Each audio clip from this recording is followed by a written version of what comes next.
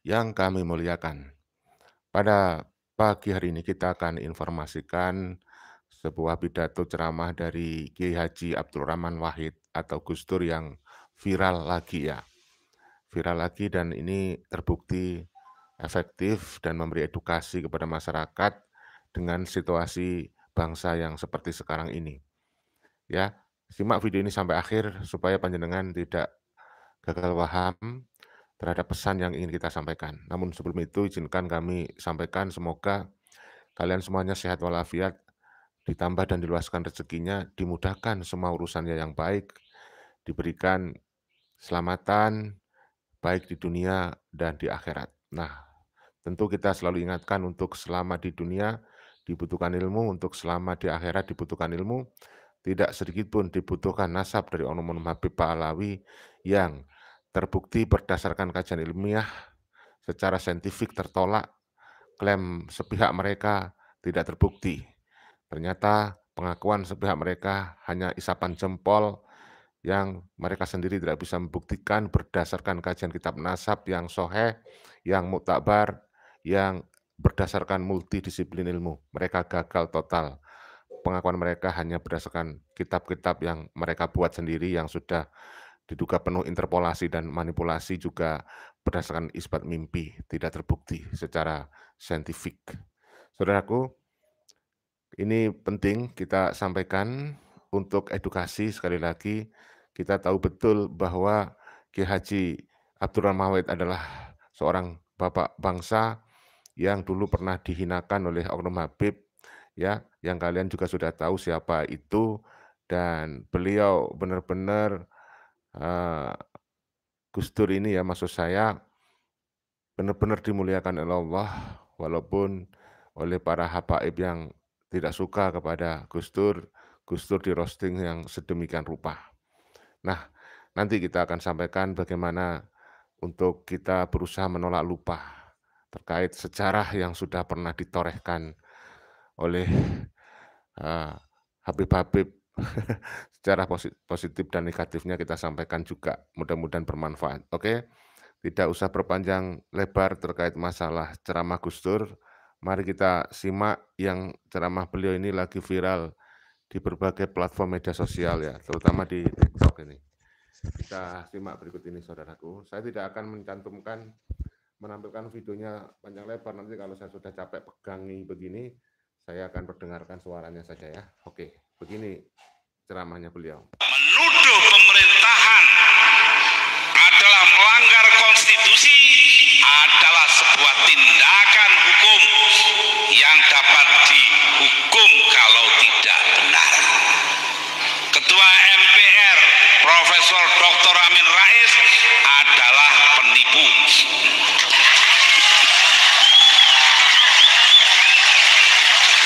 Ini ke-52 kalinya saya bicara di muka umum. Tak tunggu nih, bener gak ini? Yang menentukan benar tidaknya pengadilan. Saya tunggu, berani tidak membawa saya ke pengadilan? Sampai hari ini tidak berani. Mengapa saya berani mengatakan demikian? Dua bulan sebelum saya dipilih menjadi presiden, Amin Rais ditemani oleh Fuad Bawazir dan Al-Hilal Hamdi naik helikopter ke pesantren Buntet Astana Japura di Cirebon. Di sana berkumpul 60 orang kiai besar-besar didatangkan oleh Amin Rais, dan dia meminta kepada para ulama itu melalui kata-kata kepada Kiai Abdul Abbas, pengasuh pondok pesantren tersebut, Kiai, kira-kira lo ya, Mbok Gus Dur itu disuruh jadi calon presiden. Kiainya jawab, nanti dalam 2 bulan sampean lengserkan. Lalu dia katakan, wallahi tidak akan mungkin itu terjadi. Panjang lebar, ya memang enggak 2 bulan, 20 bulan kemudian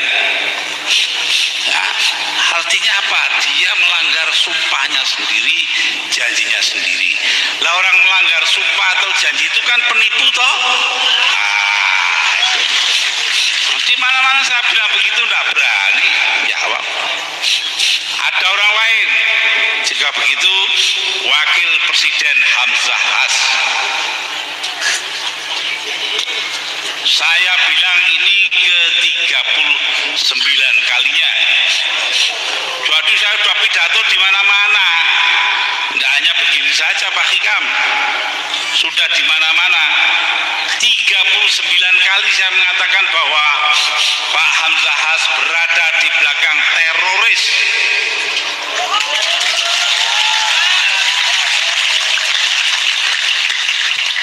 Pertama kali saya ngomong di Aring-Aring pada waktu pengajian selepas apa itu namanya konferensi NU wilayah Jawa Timur. Ya, di situ saya katakan saya sangat terkejut ketika Wakil Presiden Hamzah Has menyatakan prihatin terhadap peledakan bom di Bali. Loh, kenapa kok cuma prihatin? Tidak berani mengutuk. Jangan-jangan saya bilang orang di belakang pemboman itu adalah temannya Hamzah Has.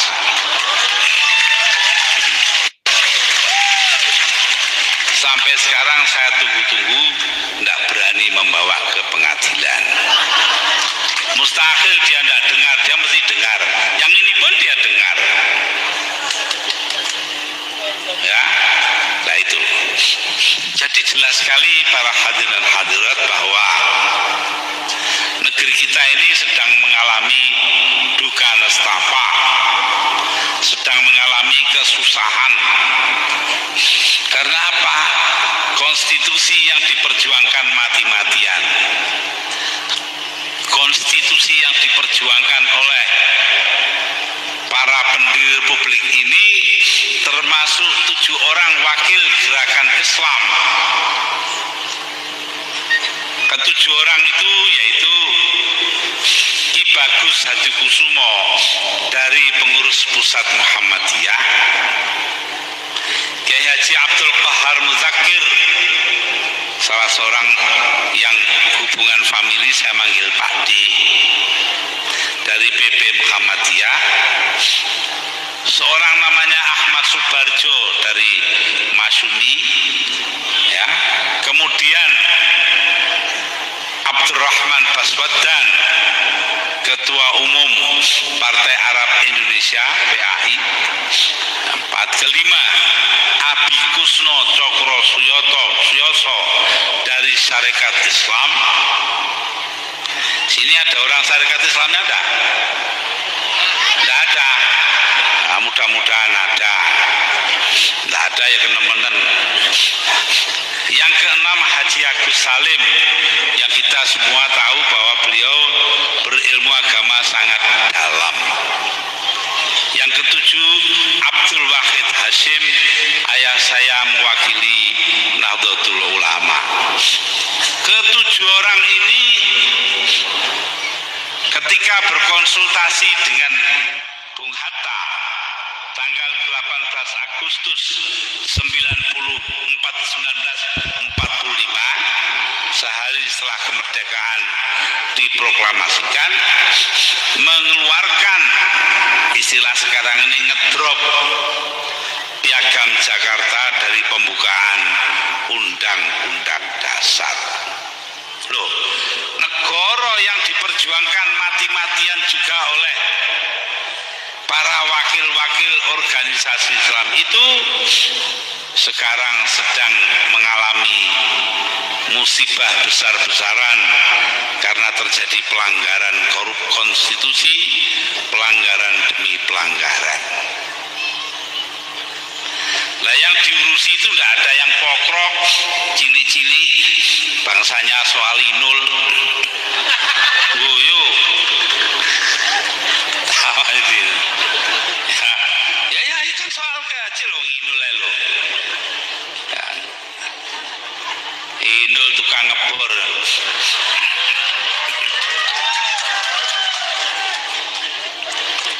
Nah, karena itulah pelanggaran demi pelanggaran, kebohongan demi kebohongan. Pak pengkhianatan demi pengkhianatan, Allah marah. Bismillahirrahmanirrahim. Wala talbisul haqqa bil batil wa taktumul haqqa wa antum ta'lamun. Jangan kau campur adukan antara yang benar dengan yang salah, dan jangan kau tutup-tutupi yang salah. Jangan kalian tutup-tutupi yang salah kalau kalian tahu. Nah ini. Jadi kita tahu dan tidak kita tutupi, buka sajalah. Amin Rais melanggar sumpahnya, terjadi pelanggaran konstitusi, Hamzahas di belakang teroris, belak-belakan saja.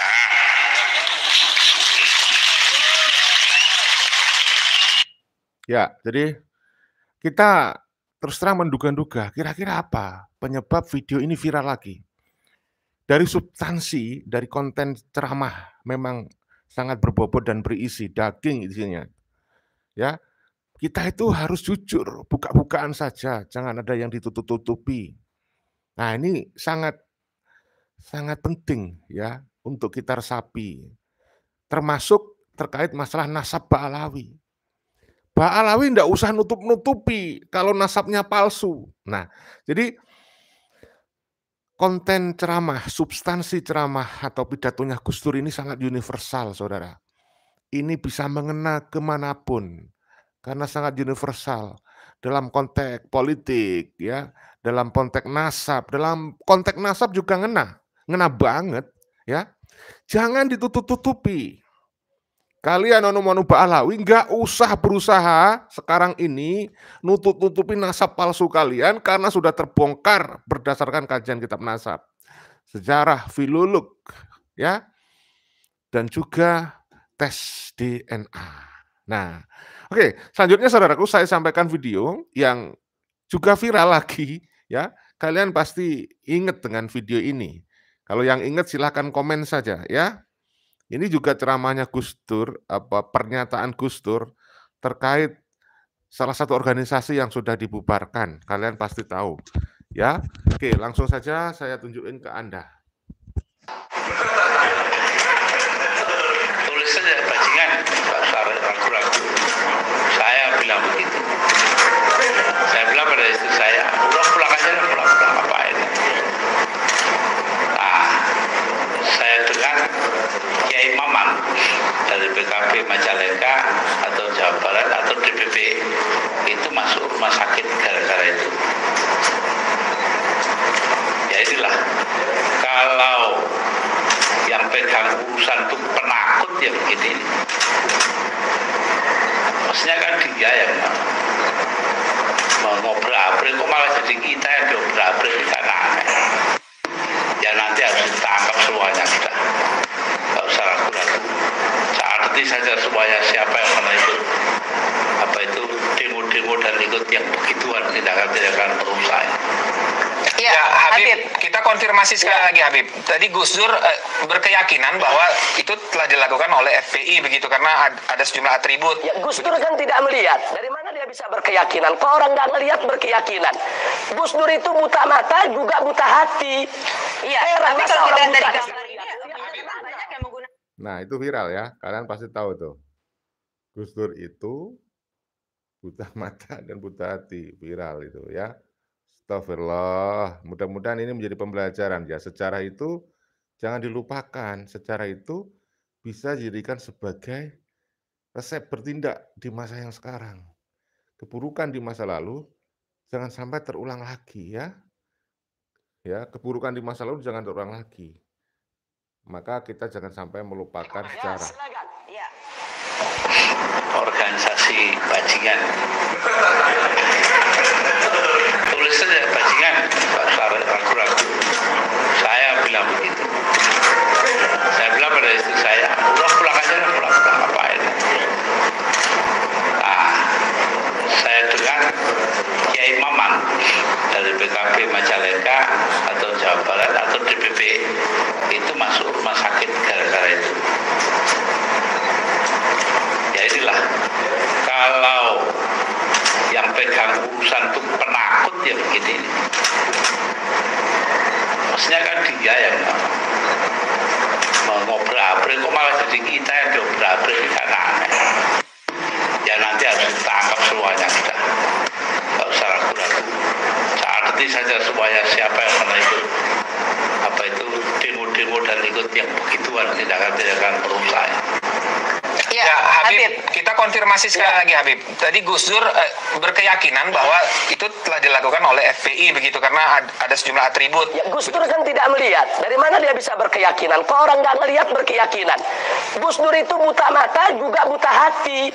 Iya, tapi kalau kita dari gambar ini banyak yang menggunakan baju dari FPI. Iya, Gus Dur ngelihat dari mana?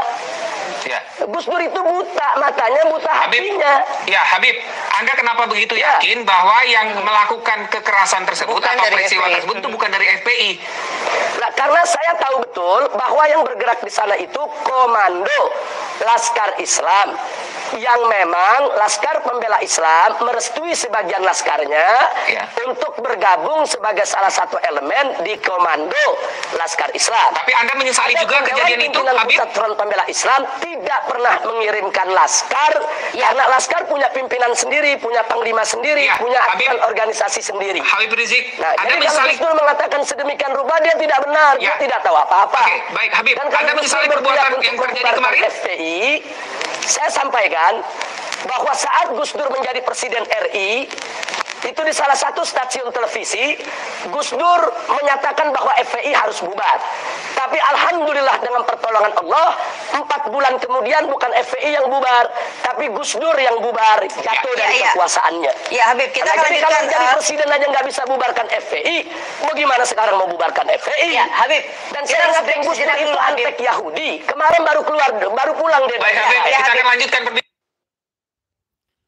Oh, itulah jejak digital ya, yang kita tidak bisa lupakan. Ya, saya kira Robito Alawi ya. Wow, itu juga dalam konteks sudah terbukti dari pengakuan nasab mereka bukan keturunan Rasulullah, maka ya tidak ada manfaat yang signifikan. Maka kita usulin, namanya usul ya. Syukur kalau dikabulkan ya. Bubarin juga lah ya. Bubarin juga karena bikin gaduh, karena apa ya, menurut Gus Fuad itu sangat rasis ya. Mengaku-ngakukan nasab mereka, menimbulkan adanya oknum Habib yang sombong, yang jumawa mengaku-ngakukan nasab kan karena dia merasa ada yang menaungi, yaitu Robito Alawiyah. Kan begitu saudara. Oke, siapa saja nih yang sudah hadir? Terima kasih dukungannya, Abdul Hadi Hanrawibawa, terima kasih. Kemudian Bang Lincai Boncai, Bang Lalu Ruslan. Inilah liku-liku kehidupan, mari kita ambil hikmahnya. Terima kasih, betul sekali ya. Setiap kejadian, insya Allah kalau kita mau mencarinya, selalu saja ada hikmah di balik kejadian itu. Seberapa banyak hikmahnya ya tergantung seberapa banyak kita mau meluangkan waktu untuk kontemplasi, untuk mencari hikmahnya ya. Sejarah bisa dijadikan resep bertindak di masa sekarang. Siapapun yang melupakan sejarah, dia akan bisa saja terhukum untuk mengulangi perbuatan yang salah yang pernah terjadi di masa lalu. Oleh karena itu kita jangan sekali-kali melupakan sejarah. Maka ketika ada sekelompok oknum Habib yang berusaha merubah sejarah, membelokkan sejarah, kita tentang keras.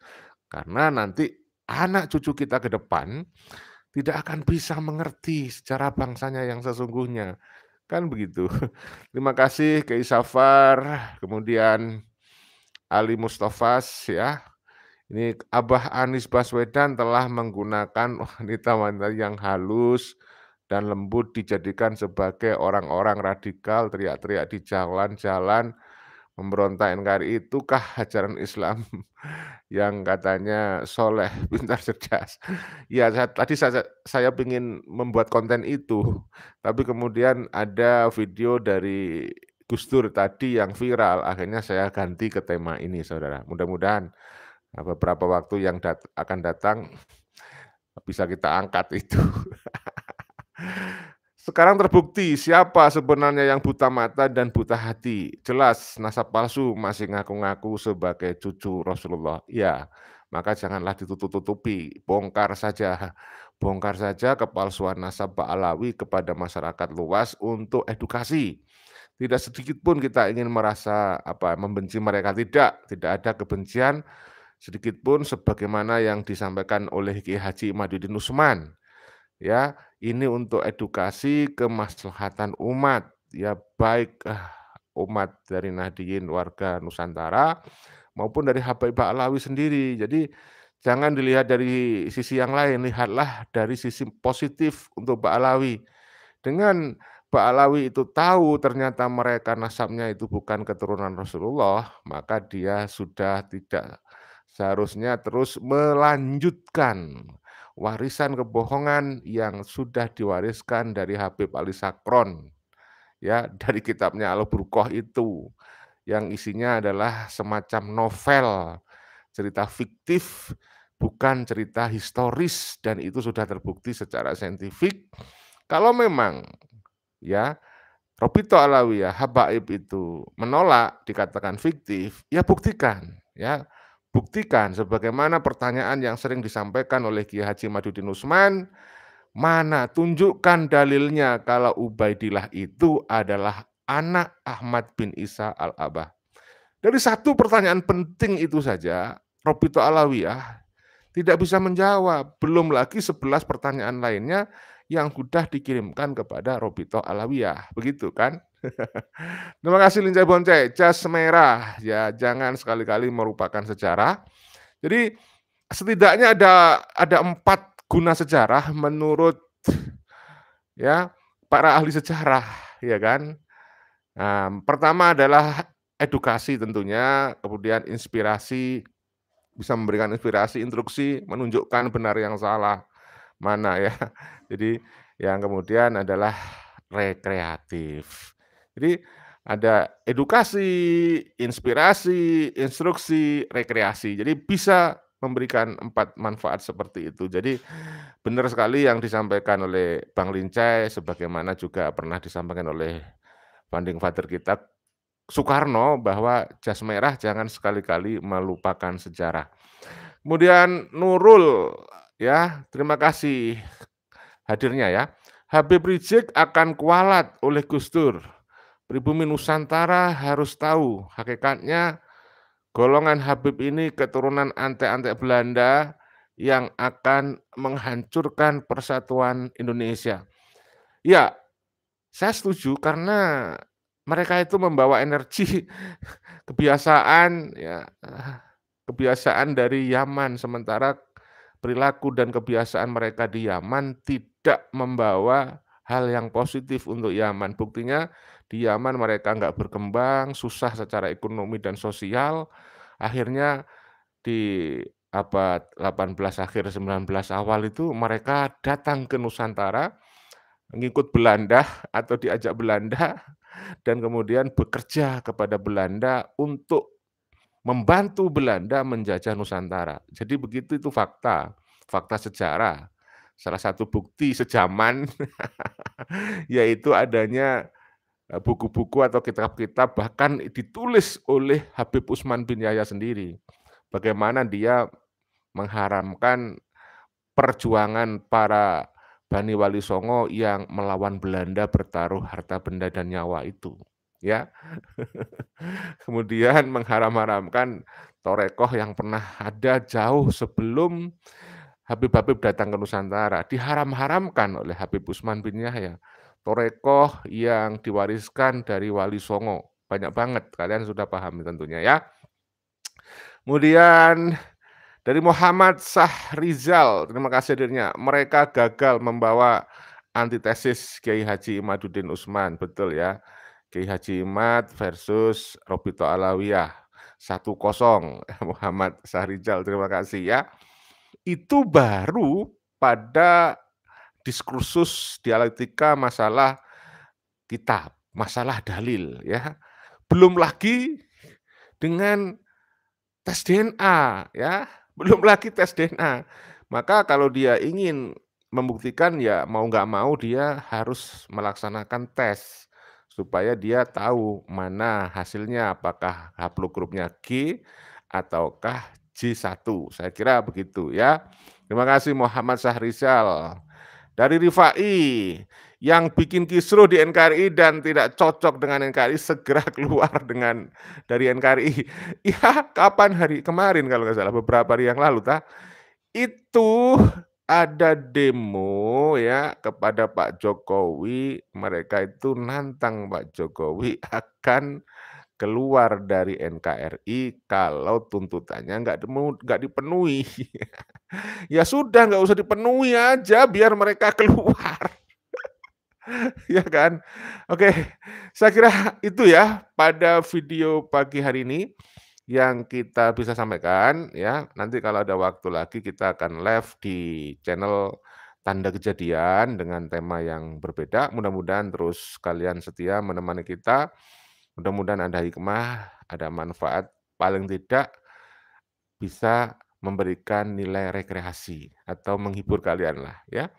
Kita jaga persatuan, kita jaga persaudaraan, kerukunan, kedamaian di bangsa kita ini supaya bangsa ini terus maju jaya dan lancar untuk melaksanakan pembangunan lahir dan batin ya.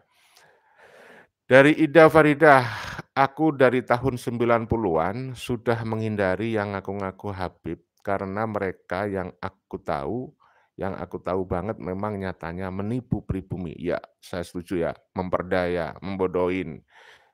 Mengaku-ngaku curian Nabi ternyata dia supaya dimuliakan, supaya diturutin semua permintaannya. Ya, di framing lagi nggak hanya sekedar curian Nabi, wali Allah. Ada lagi doktrin yang nggak percaya dikafir-kafirkan. Saya ini sudah sering dikafir-kafirkan, diancam-ancam. Ternyata menjadi konten kreator itu juga punya konsekuensi juga. Tapi tidak apa-apa, yang penting saya punya dasar ilmiah ya, yaitu tesis ilmiah Kiai Haji Madudin Usman dan tes DNA. Saya kira itu ya. Oke, mohon maaf segala kekilafan, ini adalah live streaming, barangkali ada suaranya tidak jelas, terputus dan sebagainya, mohon dimaklumi. Kritik saran yang konstruktif tetap kita harapkan, lanjutkan diskusinya, panjenengan bisa terus diskusi, walaupun saya sudah nggak live lagi, kolom komentar panjenengan penuhi dengan opini, pendapat, nasihat, panjenengan untuk para muhibin budak spiritual, semoga segera sadar, dan kepada Habib-Habib juga semoga segera sadar, di Nusantara tidak butuh pengakuan mereka sebagai nasabnya sambung kepada Rasulullah. Sudahlah, tunjukkan Anda punya ilmu kalau memang Anda ingin dianggap sebagai seorang alim ulama, ya. Nggak usah ngaku-ngaku sebagai keturunan Rasulullah, nggak penting di NKRI. Ya, contoh para keturunan dari Wali Songo. Wali Songo tidak pernah ngaku-ngaku sebagai keturunan Rasulullah Shallallahu Alaihi Wasallam. Ya, jadi itu tolonglah Habib-Habib sadarlah. Jangan ada sekali lagi kalimat-kalimat yang muncul dari mulut ente ngaku sebagai keturunan Rasulullah, di dalam tubuh ane ada darah suci Rasulullah. Kemarin kita kritik juga si Bahar bin Smith ketika didatangi oleh Habib Quraisy yang bermasalah hukum dengan Tuan Guru Bajang Zainal Masjid yang sudah dilaporin, mudah-mudahan itu diproses ya untuk efek jera. Nah, itu si Habib Quraisy. Juga gitu si Bahar memberi motivasi. Nggak usah takut, karena di belakang ente ada Allah dan ada kakek ente, Nabi Muhammad SAW. Nah, saya katakan dengan tegas, Bahar bin Smith, Quraisy tadi ya, Habib Quraisy, bukan cucu Rasulullah SAW. Tegas kita sampaikan. Bahar bin Smith dan lain-lainnya itu juga. Ya. Bukan cucu Rasulullah SAW. Kita harus sampaikan itu supaya orang-orang yang diperbudak oleh Bahar Smith untuk melayanin dia itu sadar satu persatu ya. Ya. Terima kasih Hari Pujianto. Ya. Oke, itu aja ya. Salam persaudaraan, salam Pancasila Jaya, salam NKRI harga mati. Wassalamualaikum warahmatullahi wabarakatuh. Merdeka.